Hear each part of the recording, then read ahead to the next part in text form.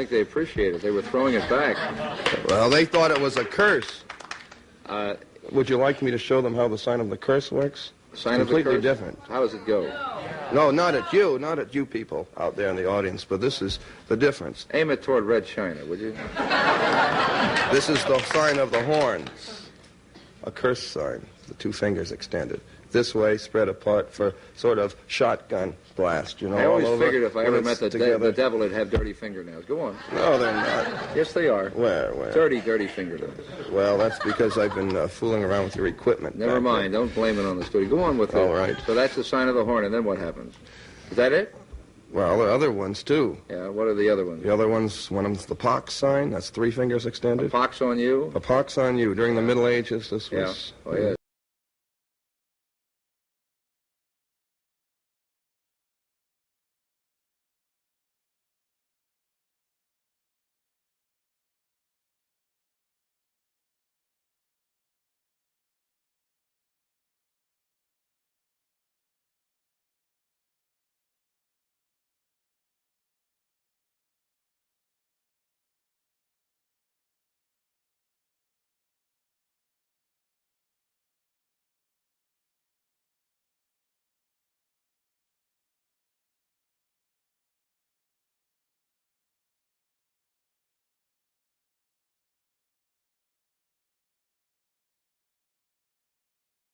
And like I found myself emailing him the other day about something that I wanted him to do for me, and I was like, when I just thought about it, I was like, that's so selfish, because it's like, what is the mind frame of somebody that's about to go to jail for months and that has never...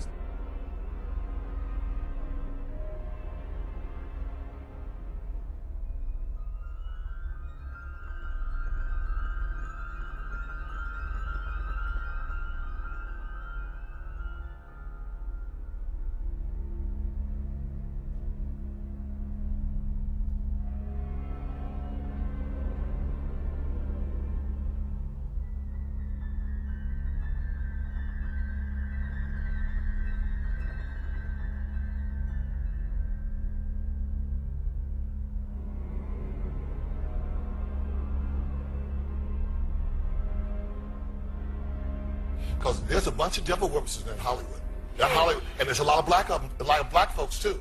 And they be throwing up them signs. You see them, this, that, all of them. Watch the rappers, watch them folks. It's scary.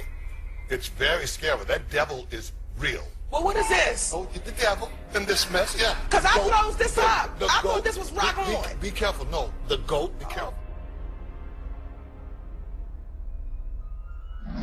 I get possessed by the spirits. I mean, I can try, but then it just doesn't happen. I can sing notes and sing strong and do all these things that when I'm just by myself, I can't do. And I remember right before I performed, I raised my hands up, and it was kind of the first time I felt something else come into me. I don't want to blame him. I ask him to leave, but he can't. He's here for a reason. People have brought him out. People conjured him up. Now he won't leave.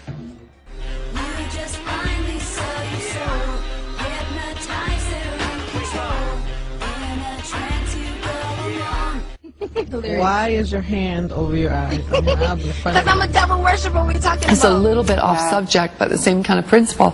I heard that, and I won't mention his name, but it was a big leader and founder of a huge satanic organization. And he was on his deathbed, and for a Satanist at the time of death, it's a great victory for them, because death is a huge thing that they celebrate.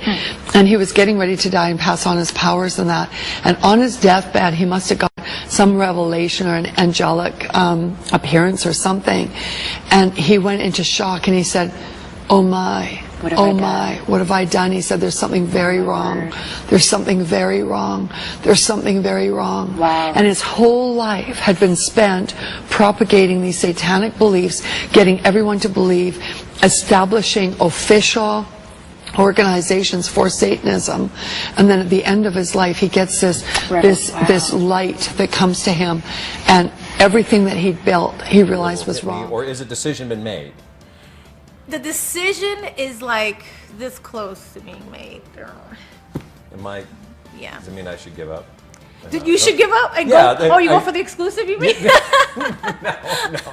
Yes, that too, of course. Songs, you know, you're still on tour. I do, but I don't take it for granted. Why do you still do it? Why are you still out here?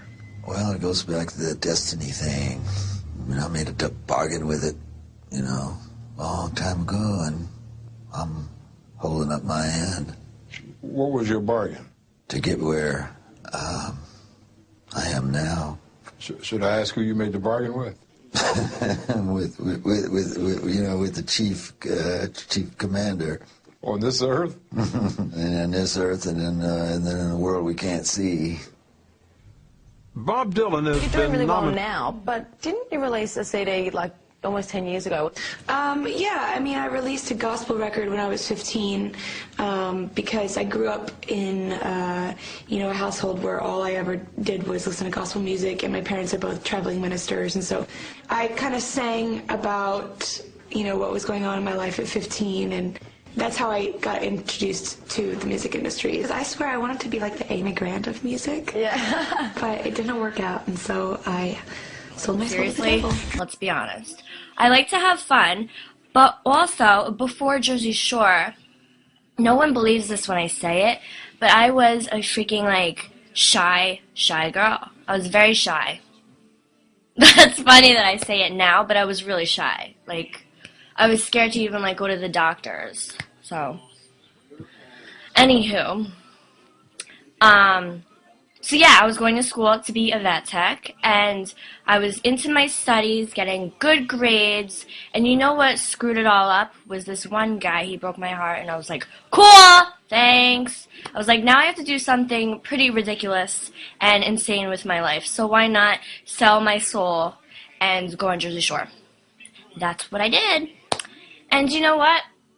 It's been awesome. She's going to be mad at you. Well, also my book is that, and I wanted to thank you because you let me come on your show and sing. And that was, a lot of my book is about my wanting to sing ever since I was a little girl, and my family lied to me and told me that I was better than Shirley Temple, and I believed them. See, you're not helping a kid when you do that. No, and I totally believed them and everything. And then when I was 6, all of a sudden, I was a happy.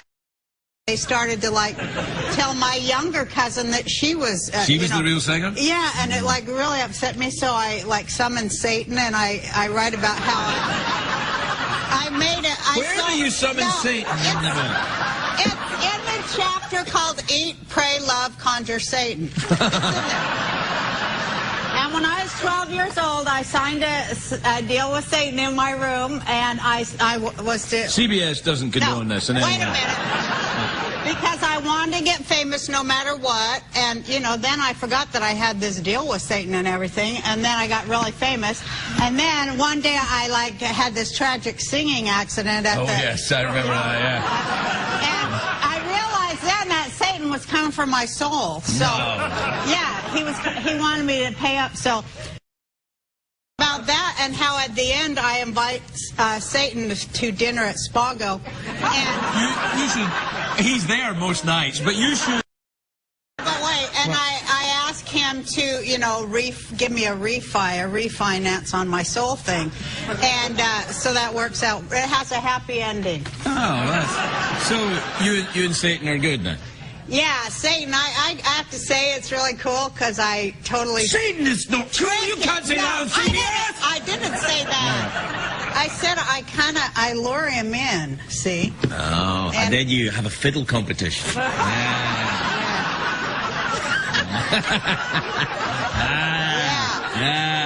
the way to do it, yeah. Do you play the fiddle? No. Any musical instrument? Well, I have taken musical... lessons in my life, but I don't really play. I forgot it. I don't know. I took the piano for a while. What a weird question.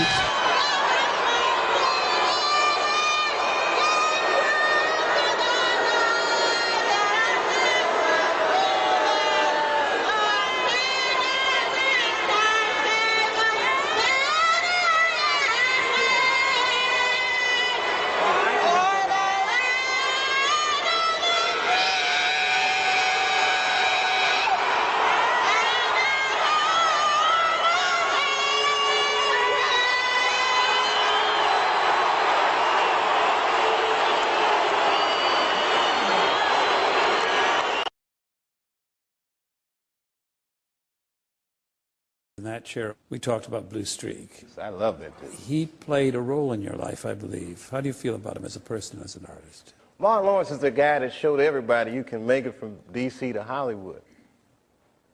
And I had a personal stake in his success. Every time he did something, it made me feel inspired and really good. And he was always real nice to me. He'd sit me down, "What's going on with you, baby boy?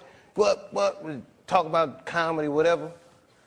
And, you know, when we did Blue Streak, we were promoting it, and Martin had a stroke. He almost died. And then after that, I saw him, and I was like, "Oh, my God, Martin, are you okay?" And he said, "I got the best sleep I ever got in my life." That's how tough he is. So let me ask you this. What is happening in Hollywood that a guy that tough will be on the street waving a gun, screaming, "They are trying to kill me"? Yeah. What's going on? Why is Dave Chappelle going to Africa? Why does Mariah Carey make a $100 million deal and take her clothes off on TRL? A weak person cannot get to sit here and talk to you. Ain't no weak people talking to you. So what is happening in Hollywood?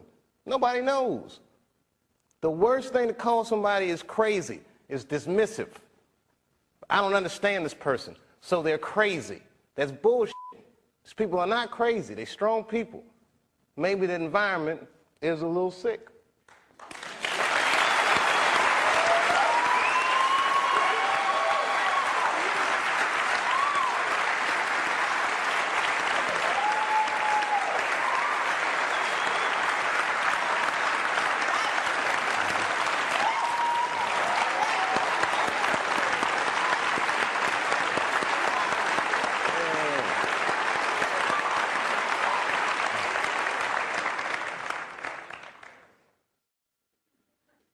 What did you mean, Dave, when you described your father's death in 1998 as the beginning of a terrible decline? I was 23 when I was doing Half Baked. I was getting ready to turn 24. And I was going through all the things that a dude goes through when it goes from one level to the next. I was starring in a movie that I wrote. So things start getting crazy around you. Yeah. And my 24th birthday was coming on August the 24th, and I said, this is going to be a big one. And the morning that I turned 24, phone rang,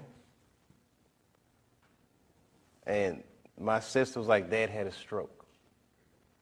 For the next year, I watched my father teeter on life and death.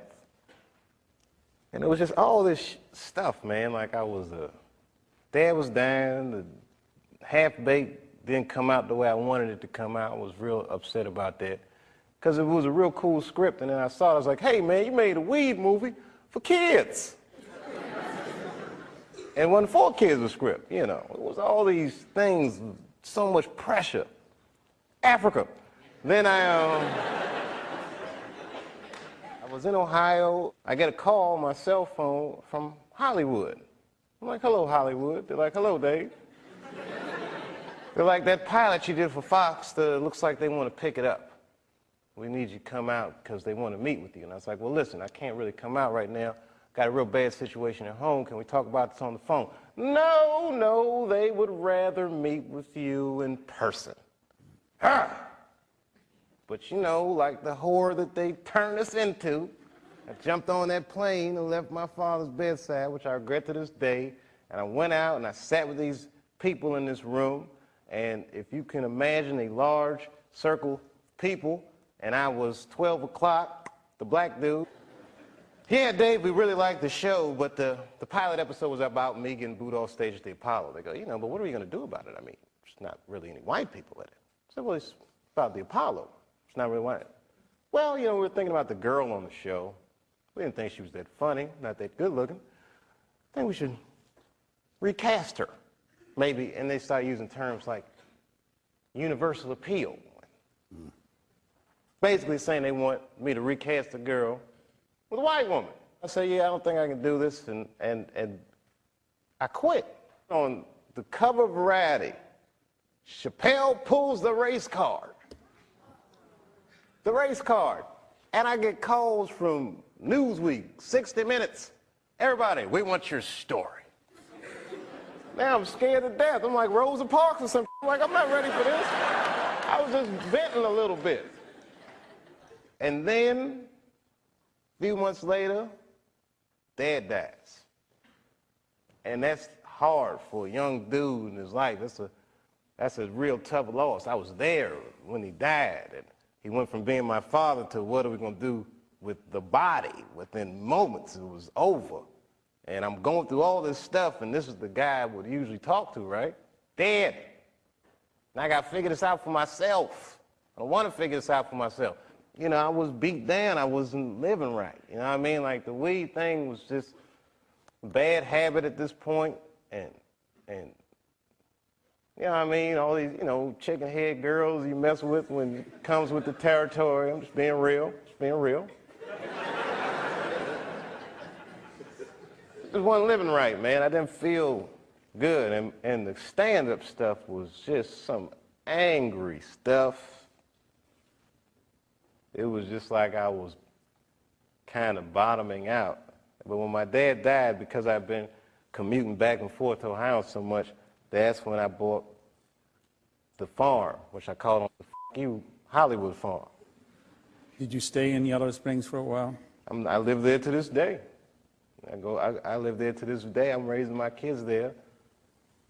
Look, man, at that point in your life, it's something so real in contrast to what Hollywood is, a very powerful illusion. And when your dad dies, it kind of just broke the spell. Like, oh, this is bullshit. Look, I've been spending so much time doing this. What about my family? What about my friends? Wait, whatever happened to my friends? Damn, I don't even have any friends. Ugh. So I bounced, man. New Year's Eve, 1999, I moved into that farm, and that was it. As far as I was concerned, I was done. When you look in the mirror now, and the image that looks back at you, are there days when you say, well, I kind of like this, or I like my hair today, or I'm never I think I'm pretty cute today? No, I'm pretty cute today. No, I try not to look in the mirror. I really do, because I'm never happy with what I see. So I go on with my work and get it done. I have to ask you this. So many mothers in my audience have said to please ask you this question. Yeah. Why do you always grab your crotch? Why do I grab my crotch? Yeah, why? We think you got a thing with your crotch going on I think here. it happens subliminally. When I dance, if you're a dancer, you know, you're just interpreting the sounds and the accompaniment of the music. If there's a driving bass, you become the bass. If there's a cello, if there's a string, you become that. So you become the emotion of what that sound is. Okay? So if I'm doing a move and then I go bam and I grab myself, it's the music that compels me to do it. It's not saying I'm getting ready to grab down there and it's not in a great place. You don't think about it, it just happens. Sometimes I'll look back at the footage and I'll go, did I do that? Yeah. So I'm slave to the rhythm. Yeah. Okay? I think the alarm's going off in the house. I don't know why. But we're going to fix it in a minute. We're in live television, so we're going to go to break. These things happen. We'll be right back. What has this done to your career? What has it done to my career? What has it done to your career? In what way? How has it impacted, my touring, record album's sales? #1 all over the world. All over the world. America's the only one because I don't want to say too much. But it's not #1 in the United States. It's conspiracy, yeah. I don't want to say too much. I'm done. I don't want to say much because I'm hurting. I'm really hurting. Where were you, Latoya, when you heard the sad news? Well, actually, my father called me. I was at home, and I had just hung up the phone with my business partner, and he had just told me about Farrah, and I said, oh my, geez, I wonder who's next, because it always happens in threes.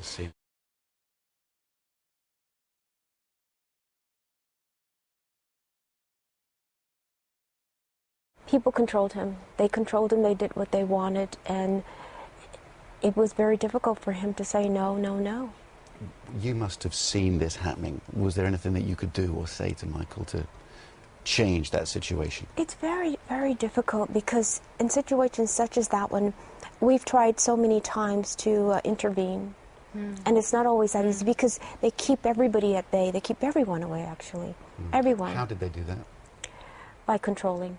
And I know because I have been in a controlling and abusive relationship, but by controlling him, controlling his thoughts, control what he does, not letting any, giving orders, not letting anyone through the gates, not letting anyone near security, things of that nature. And this way they have him and they control whatever he does.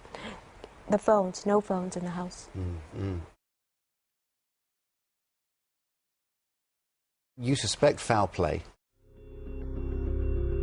Do you think, Michael, do you think it's murder? Absolutely. Absolutely. I said it in the beginning and I believe it to this day. You must remember, Michael told me repeatedly that they were going to kill him, that he was going to die. And who did it? He made and created so much joy for the world.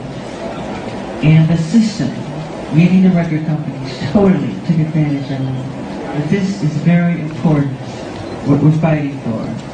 Because I'm tired, I'm really, really tired of the manipulation. I'm tired of how the press is manipulating everything that's been happening in this situation. They do not tell the truth, they're liars.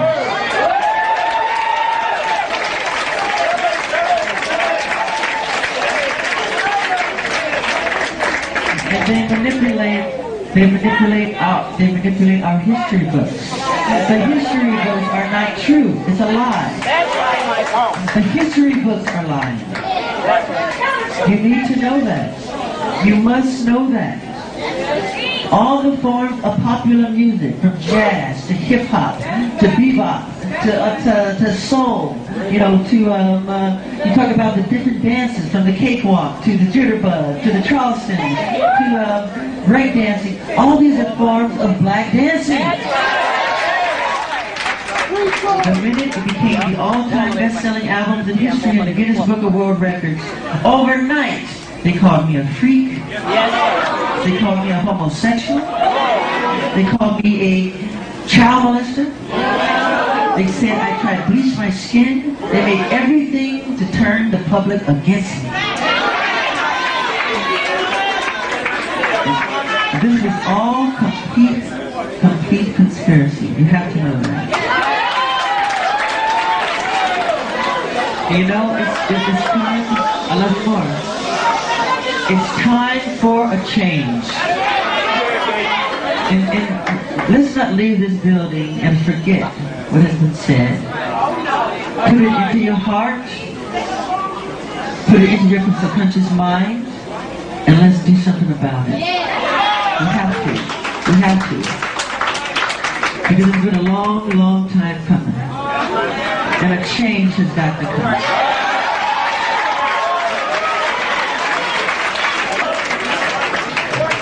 So let's hold our torches high and get the respect that we deserve. I love you.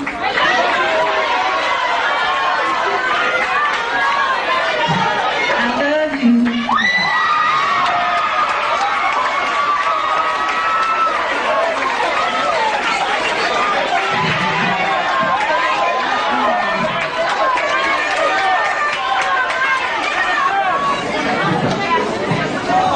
Don't put this in your heart today and forget it tomorrow. But we would have not accomplished our purpose. We will have not accomplished our purpose if that happens. This has got to stop. Thank you for, giving me the opportunity to be heard, in a positive light. Yeah. Or just in a fair light. And if I inadvertently talk about your situation, I got you. You let me know. I got you. I first came to Arizona, man, and I remember one day coming from the studio at 6 o'clock in the morning and pulling over on the highway. We like 4 cars, just to watch the sunrise. And it was at that point that I fell in love with Arizona. I said, you know what, this has to be God's country. Because I'd never seen anything as beautiful as that sunrise. Then I met the devil. Nonstop in News God's at 10 country. continues. Big Brother is watching. There's a nationwide push to start tracking where children are during school hours. They would basically be microchipped, kind of like a pet. ABC4 News wanted to know what parents in Utah think about the possible tracking system. The night team's Kimberly Nelson joins us now live in Salt Lake City. Kimberly, what are they saying? Well, they're not excited about it, and here's the deal.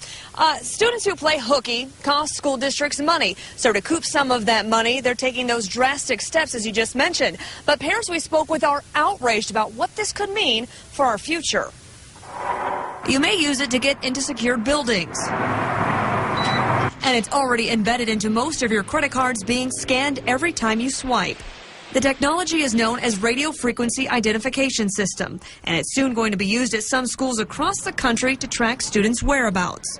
Excuse me? They want to microchip my children? Like I do with my dog and my cat? We have before us the opportunity to forge for ourselves and for future generations a new world order, a world where the rule of law, not the law of the jungle, governs the conduct of nations.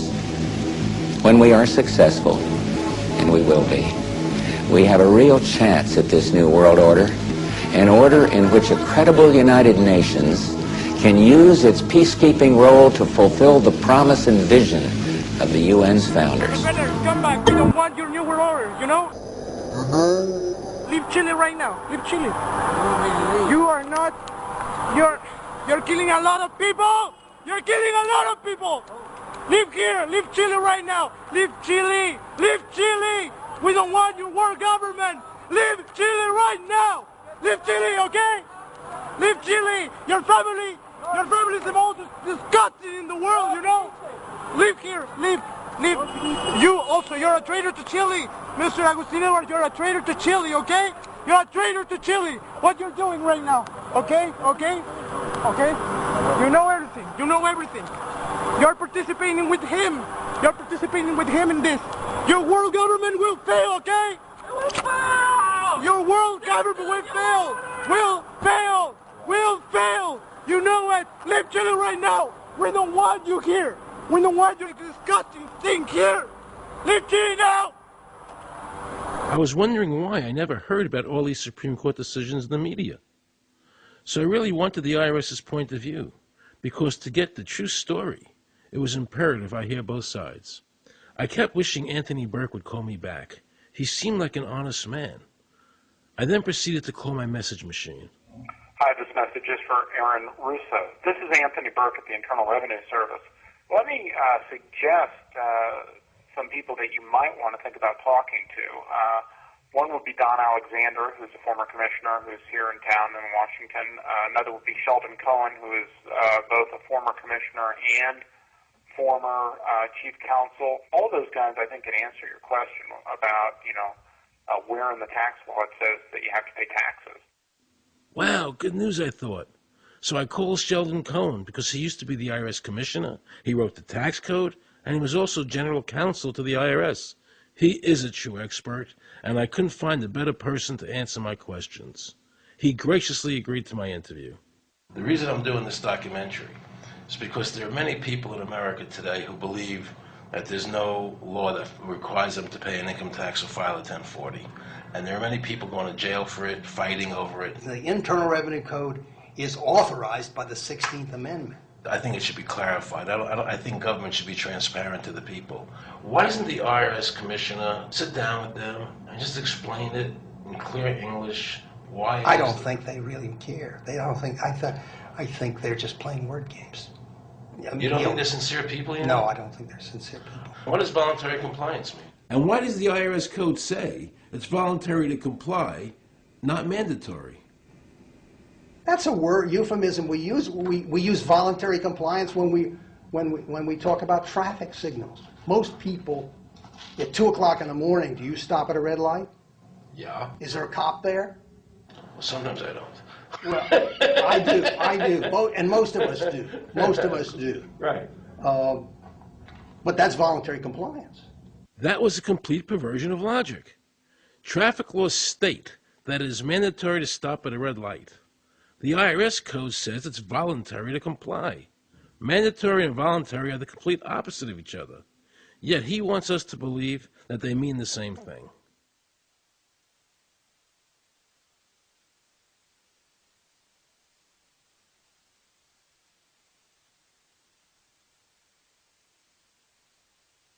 So can the government criminally prosecute somebody of information put on their 1040? Yes. Right, so doesn't that violate the Fifth Amendment? No. But the Fifth Amendment says I don't have to do anything that incriminates myself. Well, it doesn't incriminate you to put your income down. But you said before I could be put in jail for it.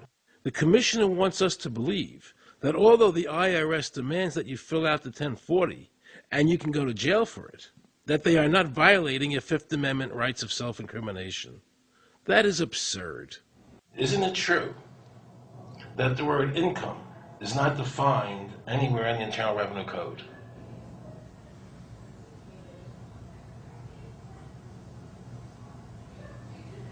The law says that the government has a right to tax income from any source derived. So, but the word income is not defined in the code. It just says income without a definition of what income is. That's right. Correct? Yeah. But there are many different kinds of taxes. Well, how can an American citizen know what income is if the code doesn't define it? If they're paying an income because tax... the courts have all defined it. Do you remember what constitutional attorney Edwin Vieira said? The definition of income in the Constitution was given in the Eisner versus Macomber case, and it turns on gains or profits that are made from some activity. So the Supreme Court has ruled income is not wages, it's not labor, it's gain from corporate activity. I believe that a man's labor is his private property. That's your view, but it's not the law. The Supreme Court's even said your labor is your private property. When I go to work for somebody, it's a trade. It's an even exchange. I do some work, you give me some money.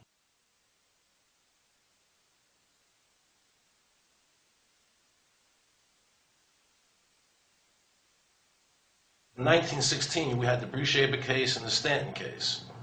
And the Bruce-Shaber case and the Stanton case said that the 16th Amendment gave the government no new taxing power. I'm not going to argue the niceties of that with you. And it came up again in a case called Peck versus Lowe, where the Supreme Court said the 16th Amendment did not extend Congress's taxing power to any new or accepted subjects. In other words, if you weren't taxable before the 16th, you weren't taxable after the 16th. Today I interviewed a juror, okay, who sat on a case, and they found the person not guilty for lack of filing, okay? And I asked her why they found him not guilty. And she said because the IRS couldn't show us the law that made him liable to file a 1040. All they need to do, if there is a law, is to show us the law, which, of course, they never did. And the reason they didn't do it was why? Because there is no law. Title 26 requires you to file a return. But doesn't Title 26 have to be in compliance with the Supreme Court decisions? You're going to take a 1920 case and superimpose it on the whole Internal Revenue Code that was written after it? No, that's not. I can't believe what I just heard. Rewind. You're going to take a 1920 case and superimpose it on the whole Internal Revenue Code that was written after it? No, that's not. Remember he said earlier the Internal Revenue Code was authorized by the 16th Amendment? The Internal Revenue Code is authorized by the 16th Amendment. Remember, the Supreme Court said the 16th Amendment did not give the government any new taxing power. These decisions have never been overturned. Let's listen further. Can the lower courts overrule the Supreme Court? No. How are they putting people in jail today for not paying a tax on their labor when the Supreme Court said they don't have to? Doesn't the IRS code have to be in compliance with the Supreme Court? That's my big question. This is a waste of time. Well, because whatever I say, you're not going to believe. He's right. I don't believe him. And neither should you. He wants us to believe we should obey the IRS code, which is being enforced in violation of the many Supreme Court decisions. If the Supreme Court made a decision... Thank you, Aaron. I think we're finished. I'm sorry, Mr. Cohen, you're doing that. Well, I'm sorry that you constantly re-argue the point. You're liable because the law says that you're liable, and the courts say the law says you're liable, and that's why you're liable. You see, he's talking about the lower courts, who are not in compliance with the Supreme Court, as they have to be. Doesn't the court have to be in compliance with the Supreme Court? The Supreme Court has so held. Where? You caught me unprepared. I'll come back. Well, I don't want to do that. But let me ask you a hypothetical question. No. You're making silly arguments here. Why is the Supreme Court decision a silly argument? Well, because it's inapplicable. That made my heart stop. He just said Supreme Court decisions do not apply to the IRS. That's the behavior you would expect from a totalitarian country, maybe China or Russia or Cuba. Not from America. They're just making up the law as they go along. Now I knew the tax honesty movement was right. The IRS thrives on intimidation and fear, not by law. It's no different than a criminal protection racket, using force to extract your money from you. Then the former IRS commissioner, now working at a prestigious Washington law firm, threatens me. Watch. Aaron, you understand Yiddish. Ornish helfen. For those of you who don't understand Yiddish, that means nothing will help you. Now it all became clear. I understood why the IRS wouldn't go on camera and talk about where the law was. I understood why all the senators I called refused to be interviewed. There is no law. And now you know what our political leaders and the courts have known for decades and have tried to cover up. The United States Constitution strictly forbids a direct, unapportioned tax on the wages and salaries of American citizens. The United States Supreme Court has consistently ruled that the income tax is a tax on profits and gains, not on labor and wages. On behalf of the American people, I challenge the IRS to show me a statute that allows a direct, unapportioned tax on the wages and labor of the American people. And if I'm wrong, I will give my most humble apologies to the IRS. If the IRS is wrong, and there is no law, then every person who's been jailed should be let out of jail immediately, and any assets seized should be returned to their rightful owners. If this is a nation of laws and a free country, then the IRS should show the law to the American people. I thank the gentleman. I rise in opposition of this bill, but I would like to clarify something. We're not trying to scare kids. This president's foreign policy is what's scaring the kids of this country. And that people have said today, why are people believing this? Why are people believing this big internet hoax? Well, it's the same people that told us Saddam Hussein had something to do with 9/11. Same people that told us Saddam Hussein had weapons of mass destruction. Same people that told us we were going to be able to use the oil for reconstruction money. Same people that told us that we'd be greeted as liberators, not occupiers. Same people, same president that told us the Taliban is gone. Same president that told us that Poland is our ally 2 days before they pull out. Same president that tells us Iraq is going just great. Same president that tells us the economy is going just great. Same people that told us the tax cut was going to create millions of jobs. Same people that told us that the Medicare program only cost $400 billion when it really cost $540 billion. So please forgive us for not believing what you're saying. Please forgive the students of this country for not believing what you're saying. Not one thing about this war that has been told to the American people or that has been told to these college students has been true. Not one thing. Bremer says we need more troops. The Pentagon says we need more troops. And this president can't get them from the international community. There's only one option left. Let's be honest with the American people. I yield back the balance of my time. If we are to escape the same fate that befell the Neanderthals and our other experimental predecessors, our best hope for survival is to crack our genetic code and activate the power of our divine DNA. Dr. Hammer, a molecular geneticist, claims he has identified the God gene in human DNA. It's called VMAT2, and its job is to release the feel-good chemicals in our body called dopamine and serotonin, which give us the experience of bliss.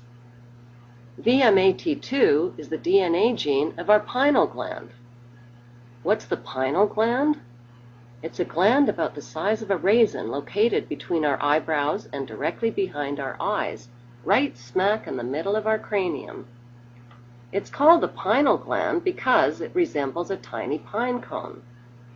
This powerful gland is believed to be the seat of our soul and the gateway to the universe and higher realms. Because its structure is remarkably similar to our eyeballs, it's called the third eye or the mind's eye. It actually has a lens, cornea, and retina. The blue bloods revere it. They call it the all-seeing eye and have featured it on the US $1 bill. Strangely, our pineal gland, which is tucked away in the dark recesses of our brain, is bioluminescent and sensitive to light. Like a cell phone, it has a built-in wireless transmitter and is the connecting link between the physical and spiritual worlds and higher frequencies. By awakening our pineal gland, we can speed up our learning and memory abilities, enhance our intuition, wisdom, and creativity, trigger our psychic healing abilities, and experience bliss. The symbol of this pine cone-shaped gland is the pine cone. It is so revered by the Vatican that a special court was built called the Court of the Pine Cone, where the symbol of the world's largest pineal gland is on display. The symbol is also found on the staff of the Pope and the Egyptian god Osiris. Considering the power and function of the pineal gland, why has it been ignored and given so little mainstream attention? Why? Because it's our power source, and the ruling families know this. Medical science refers to the pineal gland as the atrophied third eye. By the age of 12, it is already calcified and hardened, and by adulthood, it is dormant and atrophied from lack of use. Recent research reveals that fluoride, which is a toxic additive to our water supply and toothpaste, accumulates in the pineal gland where it wreaks havoc. Outdoor activities, eating less sugar, and eliminating processed foods and fluoride from our diet can help to revitalize it.